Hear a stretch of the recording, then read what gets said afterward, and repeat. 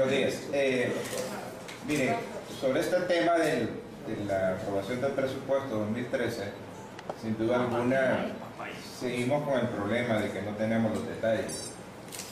Siempre hay una reserva de información y acceso a la misma, por lo tanto los datos son de carácter muy general y sin duda alguna esto genera mayores preocupaciones, porque pareciera ser que lo que se ha aprobado es una cuestión incremental, cuando muchos esperarían que tal vez fuera ajustado el presupuesto a una realidad económica y fiscal que ha estado presente en todo este año, donde reiteradamente se ha tenido que recurrir a mayor endeudamiento interno, emitiendo bonos, y probablemente después tendríamos un susto que vamos a encontrarnos con una deuda flotante bastante alta, como la que ha venido sucediendo los años anteriores.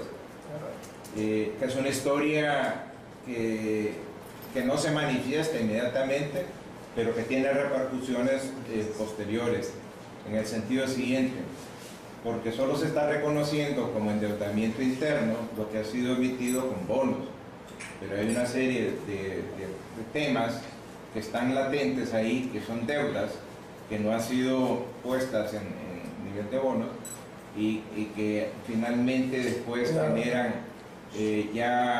rigideces mayores a los presupuestos subsiguientes. Nosotros hemos venido señalando de que tuvo que haberse primero especificado una visión plurianual del presupuesto, porque hay una serie de indicadores que son los que nos han permitido llegar a un acuerdo con el Fondo Monetario Internacional. Y siempre salen unos indicadores que finalmente no se cumplen y que da lugar a que no se logra tener ese acuerdo y finalmente no se tiene acceso a una serie de recursos que son necesarios para que los déficits no sean tan altos, y finalmente se tiene que recurrir a endeudamiento interno, que va a tener repercusiones muy serias en el corto plazo. Pero según el titular de ese plan, el presupuesto se elaboró en base a que los impuestos, la recaudación se estaría incrementando en un 10%, o sea, en al menos 61 millones de lempiras. Mire, es que si ustedes analizan ese incremento, le quitan el 6% de inflación que dice que va a ser para el próximo año. Entonces, porque estamos hablando del poder adquisitivo o el poder de pago que tendrían los impuestos a recaudarse. Entonces, si le restamos el 6%, nos queda 4%, que sería el crecimiento en términos de poder adquisitivo de esos impuestos a recaudar. Lo otro es, pero vamos a ver si las reformas fiscales que se han tomado realmente tienen impacto. A la vista no tienen impacto, porque si hay un crecimiento natural de la economía, porque decimos natural porque no hay incentivo realmente para que haya inversión privada, hay inseguridad jurídica en las inversiones, la inseguridad de toda la ciudadanía, eso retrae la actividad económica. Pero aún así, se dice que el crecimiento de la economía en términos reales va a ser de 3.6%, lo cual significa que el crecimiento en valores corrientes, lempiras corrientes, va a ser como alrededor de, si le sumamos que la inflación, que es la que se está restando para que se manifieste 3.6, sería un crecimiento como de 10% en valores corrientes. Si le restamos eso, que es el crecimiento natural de la economía, prácticamente la eficiencia y eficacia de las reformas fiscales y la Dirección Ejecutiva de Ingresos sale negativo. Entonces, ese es el problema de que se está haciendo proyecciones con expectativas, consideramos que son demasiado optimistas en función de que no se está haciendo mayor cosa para promover un crecimiento económico en todos los aspectos que eso requeriría, sino que solo se ha focalizado en incrementar la recaudación por la recaudación. Lo otro, el presupuesto, se está haciendo un análisis más que todo que el crecimiento es en relación al presupuesto vigente, al modificado en el transcurso del año. La pregunta es, ¿qué pasó con el presupuesto aprobado? Con el presupuesto aprobado sería un incremento bastante alto. Ahora, dentro de ese presupuesto que se ha ido modificando en el transcurso del 2012, ahí hay una serie de gastos extra presupuestarios que fueron señalados por Forbes en marzo. Hablábamos de gastos extra presupuestarios de alrededor de 7.000 millones en aquel entonces. Ahora han sido incorporados. ¿Con qué se ha financiado eso? Los recursos externos no han sido, incluso han sido reconocidos que al no tener un acuerdo con el Fondo Monetario, el apoyo presupuestario que otorga la Unión Europea, el Banco Mundial, el Banco Interamericano, no ha sido recibido. Eso ha tenido que ser financiado a través de emisiones de bonos. Lo otro, las medidas de austeridad que se tomaron prácticamente no tienen ningún impacto. Son tan tardías que prácticamente no van a tener ningún impacto. Siempre se dijo, y hoy escuchamos por ahí que estaban declarando de que sí se van a tomar medidas para aquellos funcionarios que se extralimiten en el gasto presupuestario. Pues eso ha venido sucediendo y no se han tomado medidas. Entonces pareciera que se está en un juego donde finalmente se cubre ese funcionamiento inapropiado de gastos extrapresupuestarios que posteriormente se incorporan y se entra a financiar con nuevo endeudamiento interno. Lo otro, no se está reconociendo los niveles de endeudamiento real que tiene el Estado. Se sigue hablando de un endeudamiento, son nada más por bonos, que son cifras que andan ahí por alrededor de 50.000 millones, otros hablan de 58.000 millones. Nosotros decimos que al haber una deuda flotante de cierre del año 2011, que fue de más de 14.000 millones, eso es una deuda que tiene que ser cubierta y no se está reconociendo, y eso está pendiente de que tiene que pagarse. Lo otro, nosotros hemos insistido y se reconoce ya en algunos documentos oficiales que la famosa condonación de deuda, eso era algo olvidado, no es cierto. Eso se convirtió en una componente de la deuda interna que es colocada en el presupuesto anual con fuentes de financiamiento que vienen de HIPIC, el Club de París, y lo otro que se llama en MDRI, que fue la condonación ampliada que otorgó el G8 y que lo otorgó el Banco Mundial, el Banco Interamericano y el Banco Centroamericano, entendería. ¿No se explican entonces ustedes de dónde va a salir el dinero para poder financiar estos 20.000 millones? Y no los 20.000, sino que también lo que le van a incrementar. Eso es precisamente. Entonces, al no tenerse la información, prácticamente nosotros sentimos que lo que se está dando es apenas una punta de un iceberg y que todo lo que está abajo está complicado. Se habla de que el crecimiento de la administración central es lo mínimo, que va a ser las empresas públicas, instituciones descentralizadas. Y todos sabemos que el ENE tiene problemas, que tenía un déficit de 8.000 millones. Condutel tiene problemas, la portuaria tiene problemas, incluso el Banco Central tiene problemas. El Banco Central había presupuestado para cierre de este año, en el presupuesto 2012, que iba a tener una pérdida de operación de 1.700 millones. ¿De lempiras? De lempiras. Y en el presupuesto, por información que nosotros tenemos, para el 2013 el Banco Central va a tener que pagar servicio de deuda que no está dentro del servicio de deuda de la Administración Central de 2.500 millones.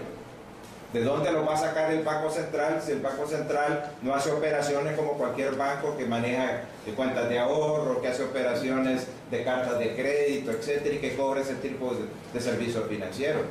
El único mecanismo que le queda es comprar barato la divisa y vender la cara. ¿No está de acuerdo la realidad de este presupuesto según lo que han analizado ustedes? Nosotros vemos que realmente este presupuesto, que nosotros ya de antemano habíamos dicho de que tenía demasiada rigidez en el presupuesto. Cuando decimos que tiene rigidez es porque desde la Constitución establece cuánto de los ingresos corrientes van a la Corte, a la Universidad, después las leyes secundarias como en municipalidades que se han reformado, que que tanto por ciento de los ingresos corrientes tienen que ir a las municipalidades. El otro aspecto que da rigidez es la masa salarial y los colaterales de la masa salarial. Para nosotros la rigidez llegaba a 68.000 millones, lo cual significaba que prácticamente quedaba, si la captación de impuestos que se está planteando ahí, de un crecimiento de 8.6%, creo que prácticamente no permitiría cubrir, y tendríamos un déficit en la cuenta corriente, o sea, el gasto, ingresos corrientes versus gastos corrientes, un déficit bastante alto. Y difícilmente se va a poder financiar algo de inversión pública, que es lo que requiere el país, y se va a seguir continuando con el proceso de alianzas público-privadas, que igual caen en el esquema de que no se sabe el tipo de negociaciones, y hasta después salen las sorpresas que va a tener que pagarse peaje para todo. De repente van a poder concesionados hasta hospitales. Para entrar a un hospital tiene que hacer un depósito para que sea atendido, si no, no va a poder ser atendido. Entonces, nos parece a nosotros, y que esto se lleva al Congreso en un periodo estrictamente político, preelectoral, se vuelve más complicado, porque esto va a llevarse, según suponemos nosotros, hasta el límite del año, esperando que salen las elecciones internas y en ese momento empezar a arreglar las cosas. Lo cual, si son arreglos políticos, ya sabemos que eso va a tener consecuencias muy graves para la mayoría de la población. Este presupuesto entonces no está de acuerdo a la realidad económica de nuestro país en este momento. Totalmente no. Lo que se esperaba más bien es que se hicieran los ajustes correspondientes para evitar seguir con el proceso de sobreendeudamiento, porque para nosotros el nivel de endeudamiento público ya sobrepasó el 50% del Producto Interno Bruto, y eso ha sido reconocido de acuerdo a cifras oficiales suministradas por el Banco Central al Consejo Monetario Centroamericano, donde ellos reconocen ahí que la relación deuda pública Producto Interno Bruto en Honduras es de 55.7%. Ahora, el diputado Francisco Rivera ha dicho de que a este presupuesto se le va a recortar un 10% por lo menos en el dictamen que se emita. ¿Tendría sentido si se toma en cuenta que al final terminan haciéndose ampliaciones presupuestarias?